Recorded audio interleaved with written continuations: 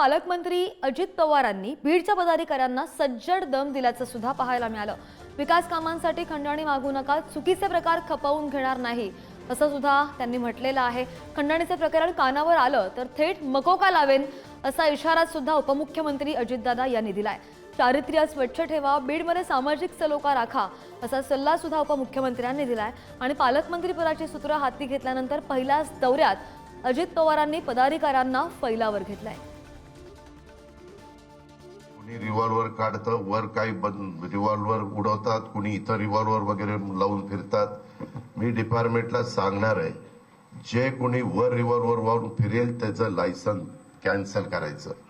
Revolver हे तुमच्या स्वसंरक्षणाकरता किंवा तुम्ही वस्तीवर राहत असेल तर 12 बोर किंवा सिंगल बोर जे काही तुम्हाला घ्यायचं आहे ते तुम्ही घरामध्ये ठेवली पाहिजे, तिथं त्याचा वापर त्या बाबतीमध्ये केला पाहिजे।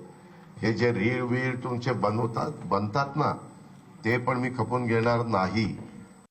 वेळेवाकडे प्रकार केलेले असतील, मी आपल्याला सगळ्यांना सांगतो, विकासाची कामं करत असताना कुणी कुणाला खंडणी मागण्याचा प्रयत्न त्या ठिकाणी करू नये।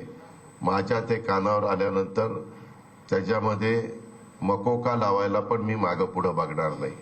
मी कुठल्याही टोकाची भूमिका घेईल। मी आधीच देवेंद्रला सांगितलं होतं की मला इकडचं देत असताना त्या संदर्भामध्ये सगळ्यांनी चांगल्या कामाला साथ दिली पाहिजे। त्याच्यात कुठलाही मी अधिकारी पण बघणार आहेत, काही अधिकारी इथं बरेच वर्ष राहिलेले, त्याच्यामध्ये पण मी दुरुस्ती करणार आहे। मी सुरुवातीला सांगितलं, मी भेदभाव करत नाही।